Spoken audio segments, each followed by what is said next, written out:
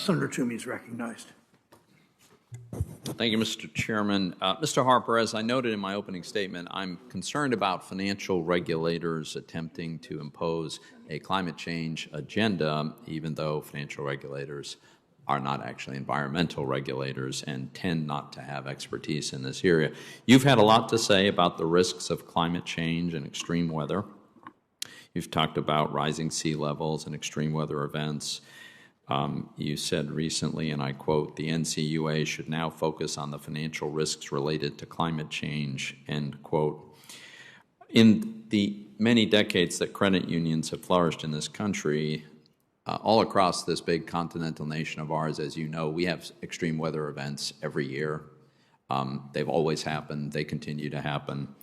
I'm aware of a grand total of one credit union that failed as a result of an extreme weather event, and that was related to Hurricane Katrina, which of course nobody knows whether or to what extent that had anything to do with climate change, but it was certainly a severe hurricane.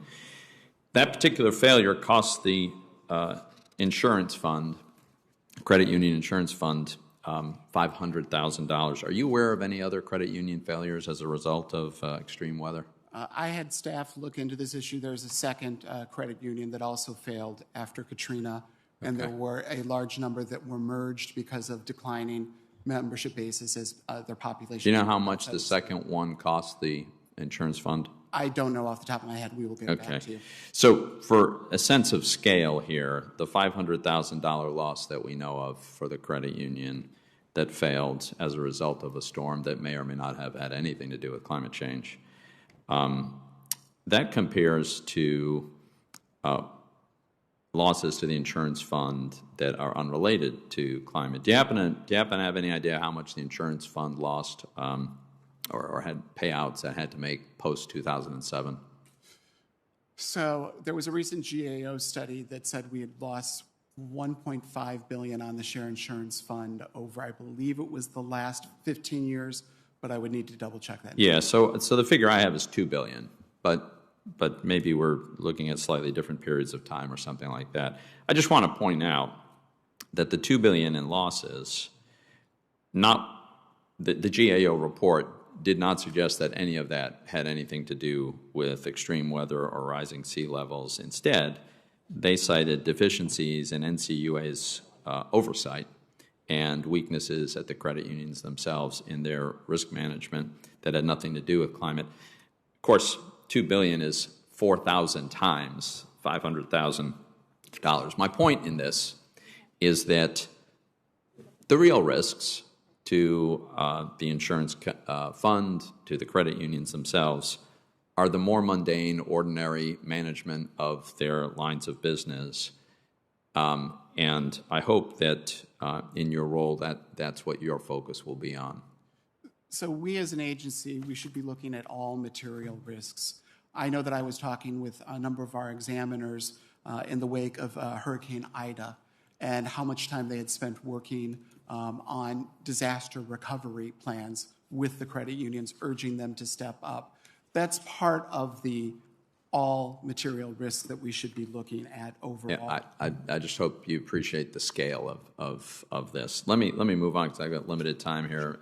Ms. Pryor, I mentioned during my opening comments that the largest and arguably most successful bank in America got an Ex-Im guarantee to provide financing for the largest airline in Australia and one of the most successful in the world so that they could buy engines from one of the largest industrial companies in the world.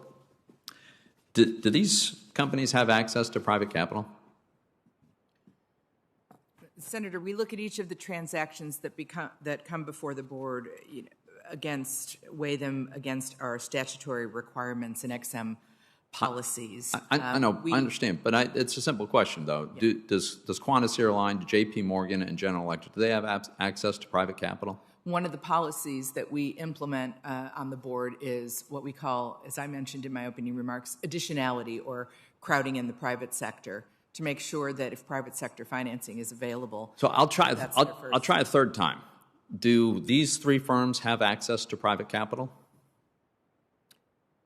Senator, It's not a hard question. I think we both know the sir, answer. It's not, and Okay. I can't speak to them. I know that these came before us, that we followed OECD pricing guidelines, that we review all of our internal policies, including those related to I'm whether sure or not you the private followed sector internal can policies. fund I just wish you transactions. could be direct about this. We all know that the largest and most successful firms in the world, in the history of the world, have access to private capital.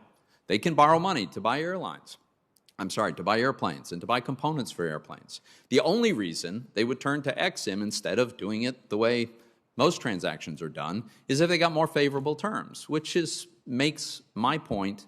The taxpayers are subsidizing these giveaways to these big, very, very successful companies, and clearly displacing private capital. This is a transaction that illustrates that. Senator Tester is recognized from his office remote. Thank you, Mr.